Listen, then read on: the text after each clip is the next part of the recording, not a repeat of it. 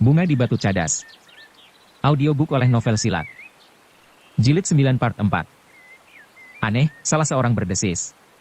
Namun tiba-tiba katanya, cepat, masuklah. Awasi Dipanala itu. Mungkin dengan diam-diam ia berusaha membunuh Raden Rudira yang luka itu untuk menghilangkan jejak kejahatan dan pengkhianatannya.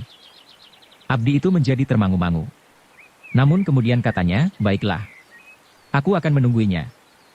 Ketika pelayan itu masuk kembali ke dalam, maka kawan-kawan Mandra pun mengangkat mayat itu dan membawanya ke belakang. Jika benar Dipanala telah membunuhnya, maka ia pasti akan mendapat hukuman yang setimpal. Sebenarnya seisi istana ini sudah membencinya. Tetapi aku tidak tahu bahwa hanya karena kebaikan hati sajalah maka Pangeran Ranakusuma dan Raden Ayu Galihwarit tidak mengusirnya. Aku ingin Dipanala itu diserahkan kepadaku. Kepada kita. Iya, kepada kita. Kita akan mencincangnya sampai lumat. Tidak dicincang. Tetapi kita akan menghukum Picis. Ya, hukum Picis. Kita harus mendapatkan jeruk dan garam, disapu dengan rotan. Jika punggungnya sudah babak belur, kita mandikan orang itu dengan air jeruk dan garam. Itu lebih baik dari hukum Picis. Dengan hukuman Picis ia akan segera mati karena darah yang meleleh, tetapi dengan hukuman cambuk dengan rotan, kita akan dapat memeliharanya untuk 4 atau 5 hari. Semuanya terserah kepada Pangeran Ranakusuma, berkata salah seorang dari mereka. Kawan-kawannya pun kemudian terdiam. Mereka duduk mengelilingi mayat Mandra yang terbujur di atas pembaringan bambu yang besar. Luka Mandra adalah luka yang mematikan, desis salah seorang dari mereka, justru di punggung. Tentu suatu kecurangan. Jika Ki Dipanala itu berhadapan muka, maka ia tidak akan dapat membunuhnya. Mandra adalah orang yang luar biasa. Yang lain mengangguk-angguk. Namun tampaklah wajah di dalam bilik itu dipenuhi oleh pertanyaan yang tidak dapat mereka jawab. Kenapa Mandra mati dengan luka di punggungnya? Dalam pada itu, keadaan Raden Rudira menjadi semakin gawat. Meskipun Ki Dipanala sudah berusaha menahan darah yang keluar dari luka di lengannya, namun Rudira sudah benar-benar lemah. Punggungnya rasa-rasanya telah patah ketika ia terpelanting dari kudanya dan jatuh di jalan yang keras. Kecepatan lari kudanya telah menambah lukanya semakin parah. Dengan gelisah Ki Dipanala menunggu anak muda yang terbujur diam itu. Sekali-sekali terdengar erang tertahan. Namun yang mendengarnya seakan-akan ikut merasakan betapa sakit luka-lukanya. Beberapa orang ikut menungguinya. Beberapa di antara mereka pun menaruh curiga kepada Ki Dipanala. Apalagi Abdi yang baru saja berbicara dengan kawan-kawan Mandra. Ia berada di paling depan sambil mengawasi Ki Dipanala dengan tanpa berkedip. Ki Dipanala pun merasa betapa sorot mata orang-orang di sekelilingnya itu bagaikan menusuk jantung, namun ia masih tetap di tempatnya. Ia hanya mengharap agar Raden Rudira masih tetap sadar sehingga ia akan dapat mengatakan apa yang terjadi sebenarnya. Karena itu, maka dengan tekun Ki Dipanala melayaninya. Menitikkan air setetes demi setetes, dan membasahi dahi anak muda yang mulai menjadi panas itu.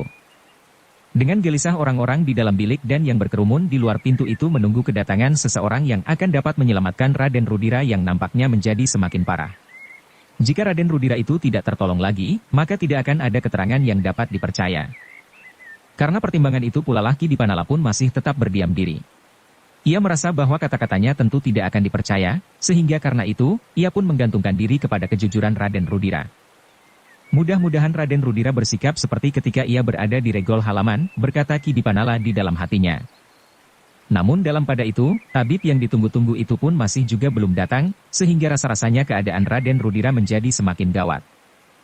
Ketika di halaman terdengar derap seekor kuda, maka semua orang yang berada di dalam bilik itu mengangkat wajahnya. Bahkan salah seorang berdesis, tentu tabib itu datang. Ki Dipanala pun menjadi berdebar-debar. Tanpa sesadarnya ia bergeser ke pintu. Namun pelayan yang mendapat pesan dari kawan-kawan Mandra itu pun segera bertanya, "Kau mau kemana Ki Dipanala?" Dipanala memandang pelayan itu sejenak, lalu jawabnya, "Aku tidak akan pergi. Kau harus tetap di sini. Kau harus mempertanggungjawabkan apa yang telah terjadi di sini." Ki Dipanala mengerutkan keningnya. Dipandanginya pelayan itu dengan tajamnya. Namun ia dapat mengerti bahwa kecurigaan itu tidak hanya hinggap pada seorang itu saja. Karena itu, untuk tidak menimbulkan persoalan-persoalan baru, Ki Dipanala tidak menjawab. Bahkan kemudian ia bergeser kembali mendekati Raden Rudira. Namun sekali lagi pelayan itu berkata, "Jangan sentuh Raden Rudira." Terasa sesuatu berdesir di dada Ki Dipanala. Tetapi seperti tidak mendengar kata-kata itu, Ki Dipanala melangkah mendekati Raden Rudira dan meraba dahinya. "Panas sekali," desisnya. Terdengar Raden Rudira mengerang. Namun ia masih sempat berdesis, "Air, air." Tanpa menghiraukan kecurigaan orang lain, Ki Dipanala meneteskan setitik air di bibir Raden Rudira. Pelayan yang berdiri di dekat Raden Rudira terbaring itu sama sekali tidak dapat berbuat apa-apa, karena ia pun tahu bahwa Ki Dipanala mempunyai pengaruh yang kuat pada Pangeran Ranakusuma betapapun orang itu dibencinya. Sesaat kemudian, pelayan yang harus memanggil tabib itu pun bergegas masuk. Dengan kata-kata yang memburu di antara nafasnya ia berkata, tabib itu, sebentar lagi. Sekarang ia sedang merawat seseorang di rumahnya. Seorang yang terjatuh dari pohon kelapa. Tetapi bukankah kau sudah mengatakan bahwa yang memerlukannya adalah putra Pangeran Ranakusuma? Bertanya Ki Dipanala. Ya, tetapi orang yang terjatuh itu sudah hampir meninggal, sehingga ia memerlukan perawatan segera. Seperti juga Raden Rudira. Ia akan segera datang, jika ia sudah selesai. Ia tidak dapat meninggalkan seseorang yang hampir mati tetapi masih mungkin mendapatkan pertolongan. Ki Dipanala hanya menarik nafas dalam-dalam. Ia tidak akan dapat memaksa tabib itu karena sedang menghadapi orang yang sedang berjuang melawan maut. Yang dapat dilakukannya hanyalah sekedar mengharap kehadirannya segera setelah pekerjaan itu selesai. Ternyata orang-orang yang ada di Ranakusuman itu tidak perlu menunggu terlalu lama.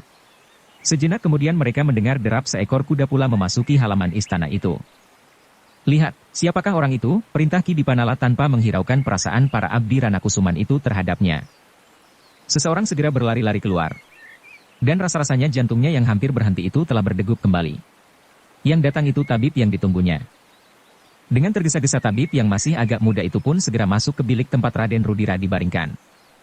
Ketika tabib itu membuka ikat kepala Raden Rudira yang dipergunakan untuk menyumbat lukanya, maka tabib itu pun terkejut dengan nada yang datar. Ia berkata, luka oleh peluru. Ya, sahut Ki Dipanala, luka itu oleh peluru. Para pelayan pun terkejut pula karenanya. Mereka sama sekali tidak menyangka bahwa luka Raden Rudira itu adalah bekas tertusuk peluru. Bukan oleh senjata tajam. Tetapi, berkata Ki Dipanala kemudian, yang tidak kalah parahnya adalah punggung Raden Rudira karena ia terjatuh dari kudanya. Tabib itu mengangguk-angguk. Kemudian diambilnya ramuan obat-obatan dari dalam kantong yang dibawanya. Air, katanya, ramuan itu harus dicairkan dengan air sedikit, kemudian harus diusahakan agar ramuan ini dapat diminum untuk menambah daya tahannya, sementara aku akan mengobati lukanya dan barangkali perlu merawat punggungnya. Seorang abdi pun kemudian mengambil semangkok air yang kemudian dituangkan ke dalam mangkok yang lain untuk mencairkan ramuan obat yang dibawa oleh tabib itu. Untunglah bahwa Raden Rudira masih dapat menelan minuman itu, meskipun dengan agak kesulitan. Kemudian dengan cekatan tabib itu mengobati luka Raden Rudira yang tergores peluru. Untunglah bahwa peluru itu tidak mengeram di dalam tubuhnya, desis tabib itu. Ki Dipanala tidak menyahut. Hanya kepalanya sajalah yang terangguk-angguk. Dalam pada itu, selagi tabib itu dengan teliti mengobati luka-luka Raden Rudira, baik karena peluru maupun karena goresan tanah yang keras, terdengar roda-roda kereta berderap di halaman. Beberapa orang pelayan segera bergeser pergi meninggalkan bilik itu.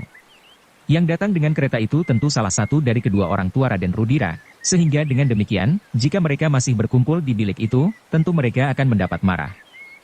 Yang tinggal di dalam bilik itu tinggallah Ki Dipanala, tabib yang sedang mengobati Raden Rudira itu, dan seorang pelayan yang masih saja tetap mencurigai Ki Dipanala meskipun karena luka di tubuh Raden Rudira itu adalah luka peluru, maka kecurigaannya itu pun menjadi kabur. Ternyata yang datang dengan tergesa-gesa itu adalah Pangeran Ranakusuma yang sudah mendapat berita tentang putranya yang terluka. Namun berita yang didengarnya dari seorang abdinya itu masih belum jelas, sehingga justru ia menjadi agak gugup. Dengan tergesa-gesa ia memasuki pintu depan yang masih terbuka langsung masuk ke dalam bilik Raden Rudira. Ketika dilihatnya Ki Dipanala ada di dalam bilik itu, maka Pangeran Ranakusuma pun memandanginya dengan tajamnya. Dengan suara yang berat ia pun kemudian berkata, apa yang terjadi di Panala? Berkatalah berterus terang. Ki Dipanala menundukkan kepalanya dalam-dalam. Katanya, jika Raden Rudira sudah agak tenang dan badannya menjadi agak kuat, sebaiknya Raden Rudira sajalah yang memberikan keterangan dengan singkat. Kemudian aku tinggal menjelaskan persoalannya. Kaukah yang melakukannya? Ampun Pangeran. Sudah hamba katakan, sebaiknya biarlah Raden Rudira saja yang mengatakannya nanti. Tetapi hamba mohon tidak seorang abdi pun yang boleh mendengarnya. Pangeran Ranakusuma mengerutkan keningnya. Namun kemudian ia memandang abdi yang masih ada di dalam bilik itu sambil berkata, tinggalkan bilik ini. Pelayan itu menjadi ragu-ragu. Namun ia pun melangkah keluar dari bilik itu. Ketika ia berhenti di muka pintu, maka Pangeran Ranakusuma membentaknya, cepat. Jangan ragu-ragu. Jika Dipanala berbuat gila aku dapat membunuhnya. Pelayan itu pun kemudian dengan tergesa-gesa meninggalkan bilik itu. Sebenarnya lah bahwa Pangeran Ranakusuma adalah seorang prajurit yang baik, sehingga Kanjeng Susuhunan memberinya anugerah nama Ranakusuma. Bunga di peperangan. Nah, apa yang terjadi? Katakan, Pangeran Ranakusuma menjadi tidak sabar lagi. Ki Dipanala memandang tabib itu sejenak, lalu, apakah Raden Rudira boleh berbicara? Sekedarnya saja, jawab tabib itu. Ki Dipanala pun kemudian berlutut di samping tubuh Raden Rudira yang terbaring diam. Perlahan-lahan ia berbisik di telinganya, "Raden, apakah Raden dapat berbicara beberapa patah kata saja dengan ayahanda?" Raden Rudira mendengar dengan jelas kata-kata itu. Perlahan-lahan ia membuka matanya yang lemah, yang pelupuknya bagaikan telah melekat. Meskipun agak kabur ia masih dapat melihat bahwa ayahandanya berdiri di sampingnya. "Ayahanda," suara Raden Rudira perlahan sekali. "Ya Rudira, di sini ayahandamu." "Ayah," suaranya sangat lemah, "dengarkan ayah." "Iya, iya. Aku mendengar Rudira," sahut ayahandanya sambil mendekatkan telinganya, "kenapa kau terluka?" "Aku ditembak, ayahanda." "Ditembak? Siapakah yang menembakmu?" "Mandra telah berkhianat." "Biarlah Paman Dipanala mengatakannya." "Percayalah kepadanya ayah." Wajah Pangeran Ranakusuma menjadi tegang. Ketika terpandang wajah tabib yang merawat Raden Rudira itu, tabib itu mengangguk sambil berkata, "Ya Pangeran. Lukanya adalah luka peluru." "Siapakah yang sudah berbuat gila itu?" Tetapi Raden Rudira sudah memejamkan matanya kembali.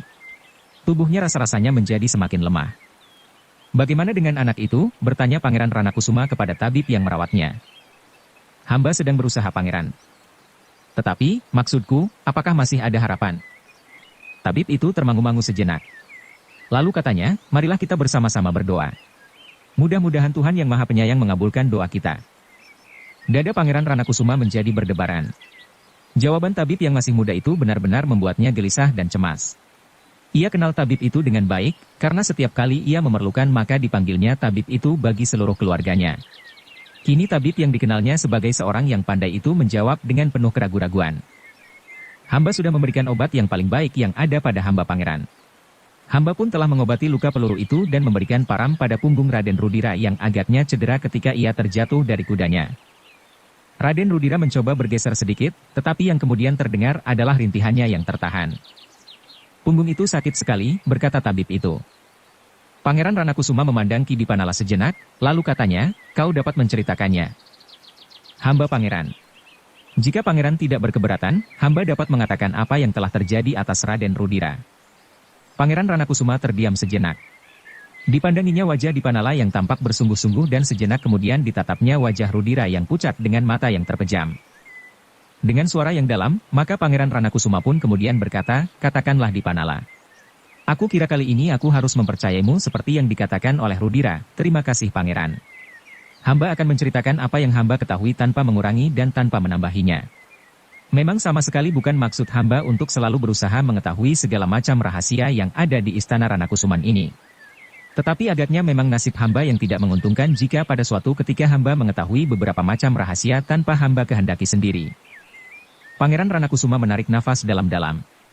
Ketika terpandang olehnya tabib yang menunggu Raden Rudira, maka katanya kemudian kepada Dipanala, "Biarlah kita berbicara di ruang yang lain, agar tidak mengganggu Rudira yang sedang beristirahat." Ki Dipanala menarik nafas. Ia menyadari bahwa di ruang itu masih ada orang lain. Karena itu maka katanya, "Baiklah Pangeran. Hamba menurut saja perintah Pangeran." Mereka pun kemudian keluar dari bilik itu dan pergi ke bilik Pangeran Ranakusuma. Setelah mereka yakin bahwa tidak ada orang lain yang mendengarnya, maka berkatalah Pangeran Ranakusuma, "Katakanlah. Apapun yang terjadi. Jangan hiraukan perasaanku. Aku akan mencoba untuk melihat kenyataan dengan hati yang tenang. Karena kenyataanku sendiri seperti yang kau ketahui, bukannya kenyataan yang dapat dibanggakan." Ki Dipanala menundukkan kepalanya dalam-dalam. "Aku tahu bahwa kau ragu-ragu. Tetapi kali ini seperti aku mencoba untuk mempercayaimu, kau pun sebaiknya mencoba percaya kepadaku." "Ya Pangeran. Hamba akan mencobanya." "Nah, katakanlah. Aku tidak akan marah. Aku tidak akan mendendam dan segala macam perasaan terhadapmu." "Ampun Pangeran. Yang pernah hamba alami, meskipun hamba sudah mencoba menyimpan rahasia seseorang sebaik-baiknya, namun nyawa hamba masih juga terancam." Pangeran Ranakusuma menarik nafas dalam-dalam. Katanya, "Apakah kau juga menganggap aku terlibat dalam usaha membunuhmu?" Ki Dipanala menggelengkan kepalanya, "Tidak Pangeran, aku tahu bahwa Pangeran tidak terlibat dalam usaha pembunuhan itu." "Nah, sekarang, katakan apa yang kau ketahui." Ki Dipanala menarik nafas dalam-dalam. Kemudian katanya, sekali lagi hamba ingin menjelaskan bahwa hamba sama sekali tidak bermaksud untuk mengetahui rahasia orang lain sebanyak-banyaknya, apalagi dengan tujuan yang kurang baik. Untuk memeras misalnya. Aku percaya, seperti yang dikatakan oleh Rudira. Karena aku tahu sikap Rudira sebelumnya terhadapmu. Terima kasih Pangeran. Jika hamba mendapat jaminan bahwa tidak akan timbul salah paham, maka biarlah hamba menceritakannya. Demikianlah maka Ki Dipanala mencoba menceritakan dengan singkat, apa saja yang diketahuinya. Sejak ia tidak sengaja mendengar rencana Raden Rudira dan Mandra. Kemudian dorongan perasaannya untuk mengikuti keduanya dan menemui pertemuan Raden Ayu Galihwarit dengan para perwira kumpeni dan beberapa orang bangsawan yang lain. Kemudian diceritakan pula apa yang sebenarnya sudah dilakukan oleh Raden Ayu Galihwarit, sehingga memaksa Raden Rudira bertindak. Apalagi Mandra yang berkhianat ternyata sudah menyiapkan rencana yang sebaik-baiknya. Tanpa ada yang dilampauinya Ki Dipanala menceritakannya, sampai pada akhirnya, ia membawa Raden Rudira dan mayat Mandra kembali ke Ranakusuman. Ketika Ki Dipanala mengakhiri ceritanya, dilihatnya Pangeran Ranakusuma dengan hati yang pedih menutup wajahnya dengan kedua belah tangannya. Seakan-akan ia tidak berani melihat gambaran yang jelas dari peristiwa yang diceritakan oleh Ki Dipanala tanpa ada yang terlampaui. Ki Dipanala memandang Pangeran Ranakusuma itu sejenak, kemudian sambil menarik nafas dalam-dalam ia berkata, kemudian segalanya terserah kepada Tuan. Hamba akan melakukan segala perintah. Pangeran Ranakusuma menarik nafas dalam-dalam. Katanya dengan nada yang dalam, terima kasih Dipanala. Aku percaya semua yang kau katakan. Tetapi dengan demikian aku justru menjadi yakin, bahwa kau mengetahui rahasia istriku bukan baru kali ini saja. Itulah sebabnya ia berusaha membunuhmu dengan memperalat anak laki-lakinya itu. Ki Dipanala menganggukkan kepalanya, ampun Pangeran sebenarnya lah demikian. Pangeran Ranakusuma mengangguk-angguk pula. Katanya, aku tidak ingin mendengar rahasia yang kau ketahui sebelumnya, karena aku sudah dapat meraba apa yang terjadi. Hal itu tentu hanya akan menambah luka di hati saja, Ki Dipanala tidak menjawab. Terima kasih, desis Pangeran Ranakusuma kemudian, tinggalkan aku sendiri. Ki Dipanala pun kemudian mohon diri, keluar dari dalam bilik Pangeran Ranakusuma itu. Sepeninggal Ki Dipanala, maka Pangeran Ranakusuma itu pun duduk diam mematung. Seakan-akan terbayang dengan jelas, apa yang sedang terjadi saat itu dengan istrinya. Meskipun sebelumnya memang sudah ada perasaan curiga, namun ia berusaha untuk mengingkari perasaan itu. Tetapi tanpa disadarinya ia pun telah memperalat Rudira untuk mengamati ibunya, sehingga kini akibat yang dialaminya ternyata menjadi sangat berat. Anak itu akan kehilangan kepercayaan kepada orang lain. Jika ia sudah tidak mempercaya ibunya sendiri, maka tidak akan ada manusia lain yang akan dapat menyejukkan hatinya. Dengan penuh penyesalan Pangeran Ranakusuma melihat ke dalam dirinya sendiri, keluarganya dan orang-orang yang pernah bersangkut paut dengan dirinya. Terbayang kembali istrinya yang sudah meninggal dunia. Istrinya yang lain, yang dikembalikannya kepada orang tuanya. Anaknya yang disingkirkan ke Padepokan Jati Aking dan anaknya yang manja, namun yang akhirnya terperosok ke dalam bencana yang tidak disangka-sangka oleh pengkhianatan orang yang selama ini menjilat kakinya. Alangkah rendahnya martabat manusia, katanya di dalam hati. Tetapi ia pun tidak ingkar, bahwa sebenarnya dirinya sendiri tidak akan lebih baik dari Mandra, jika ia menyadari bahwa ia pun sedang berusaha menjilat kekuasaan di Surakarta yang mulai kabur.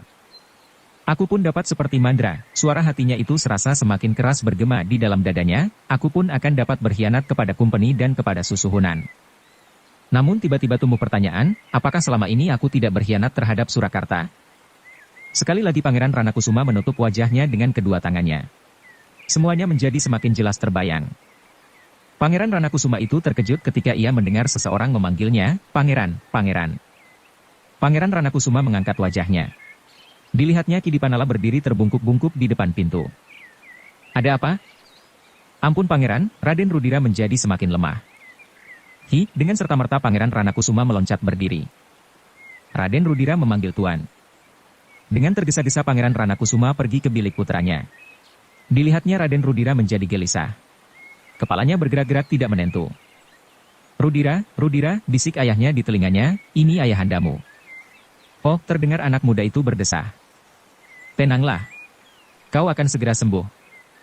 Ayahanda, suaranya lemah sekali, gelap ayahanda. Dada Pangeran Ranakusuma serasa dihentakkan oleh kata-kata itu. Namun ia menjawab, iya, Rudira. Memang hari masih malam. Biarlah lampu dibesarkan, gelap. Gelap sekali ayah, Raden Rudira menarik nafas dalam-dalam, panas, panas sekali. Pangeran Ranakusuma menjadi semakin bingung. Dipandanginya tabib yang berdiri di sampingnya. Namun wajah tabib yang masih agak muda itu menjadi tegang. Ki Dipanala pun menjadi sangat cemas. Ia masih berusaha untuk membasahi dahi Raden Rudira dengan air jeruk pecel. Tetapi ia tidak berhasil menenangkan kegelisahan anak muda itu. "Tidurlah Rudira," berkata ayahnya, "cobalah untuk tidur." Tetapi Raden Rudira seakan-akan sudah tidak mendengarnya lagi. Bahkan ia menjadi semakin gelisah dan berdesis, "Panas. Panas sekali. Sakit ayah. Ayah ada di sini." Raden Rudira mengeluh pendek. Namun suaranya semakin lemah. Raden, tabib yang mengobatinya tiba-tiba saja berjongkok di sampingnya. Wajahnya menjadi semakin tegang dan dengan suara yang bergetar ia berkata, "Raden Rudira." Rudira menggeliat sekali. Dicobanya untuk membuka matanya. Meskipun semakin kabur, ia masih melihat bayangan ayahandanya. Karena itu ia masih mencoba berbicara, "Ayahanda, aku mohon maaf." Rudira, ayahnya menjadi bingung dan sangat cemas. "Di mana Dipanala?" "Di sini Raden, aku ada di sini." "Aku minta maaf kepadamu Dipanala. Aku pernah berbuat dosa terhadapmu. Aku tidak mengerti waktu itu, bahwa seharusnya aku tidak melakukannya." "Tidak, Raden tidak bersalah. Tenanglah. Jangan membayangi diri Raden dengan persoalan-persoalan yang tidak penting. Yang penting bagi Raden sekarang adalah penyembuhan dari segala macam kesakitan yang ada pada diri Raden. Untuk itu Raden harus beristirahat. Lahir dan batin. Raden sekarang berada di dalam istana Raden sendiri. Karena itu jangan gelisah." Rudira mencoba mengangguk. Tetapi tubuhnya menjadi semakin lemah. Selama ia belum mendapat pertolongan, darahnya terlampau banyak mengalir. Punggungnya yang bagaikan patah, selalu menyakitinya dan seakan-akan tidak ada sesuatu lagi yang menarik baginya. Ibunya telah mengecewakannya. Mengecewakan sekali, sehingga tidak akan ada kepercayaan lagi yang dapat diberikannya. "Ayah," desis Raden Rudira. Rudira, ayahnya menjadi kehilangan akal. Lalu katanya kepada tabib itu, "Berbuatlah sesuatu, berbuatlah sesuatu." Tabib itu pun menjadi gelisah. Obat yang paling baik telah diberikannya kepada Raden Rudira. Lukanya justru sudah tidak mengalirkan darah lagi.